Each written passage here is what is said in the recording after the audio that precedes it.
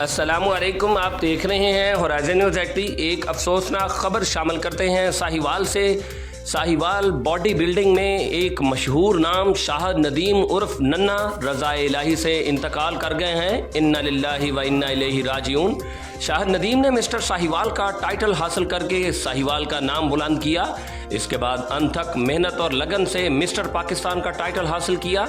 चंद अरसा से गले के कैंसर में मुब्तला रहे। बीमारी की हालत में मोहब्बत उनको 7 शरीफ तक लेकर गई।